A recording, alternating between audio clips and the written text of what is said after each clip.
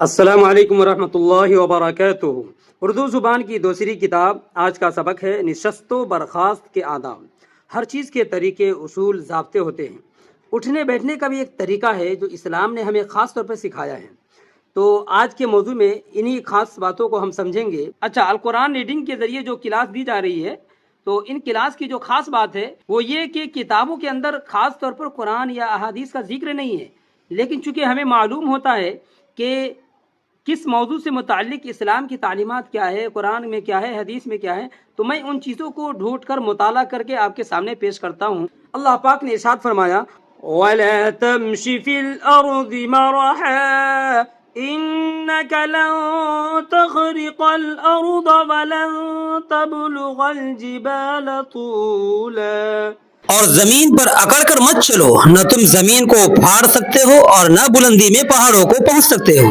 مطلب اس کا یہ ہے کہ اکڑ کر چلنے کے لیے ایک تو کچھ لوگ زمین پر زور زور سے پاؤں مار کر چلتے ہیں، دوسرے سینہ تان کر چلنے کی کوشش کی جاتی ہے۔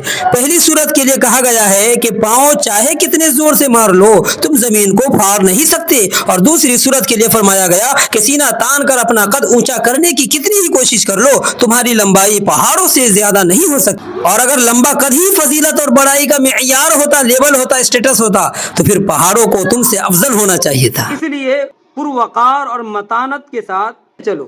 نبی پاک صلی اللہ علیہ وسلم کا ارشاد ہے الحیاء شعبۃ من الایمان، کہ حیا ایمان کا حصہ ہے، اور حیا، وقار، یہ تمام چیزیں انسان کے زیور ہے، زیور ہے۔ اس لیے ہر موقع سے انسان کو چاہیے کہ حیا اور وقار اپنا برقرار رکھے۔ چلیے موضوع شروع کرتے ہیں۔ دیکھیں، بسم اللہ الرحمن الرحیم، سبق نمبر 43 یعنی 43، نشست و برخاست کے آداب۔ نشست کہتے ہیں بیٹھنے کو، اور برخاست کہتے ہیں اٹھنے کو۔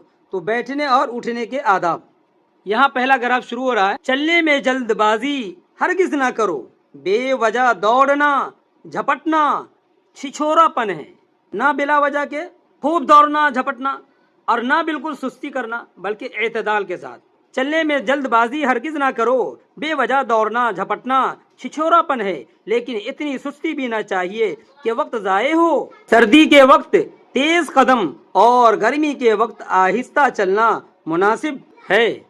شیخی سے اکڑ کر یا نزاکت سے مٹک کر چلنا رزالوں کا طریقہ ہے۔ رزال کہتے ہیں گھٹیا، کمینہ لوگوں کو۔ کیا کہہ رہے؟ شیخی سے اکڑ کر یا نزاکت سے مٹک کر چلنا رزالوں کا طریقہ ہے۔ جب چلو رستہ دیکھ کر چلو، بار بار پیچھے مڑ کر دیکھنا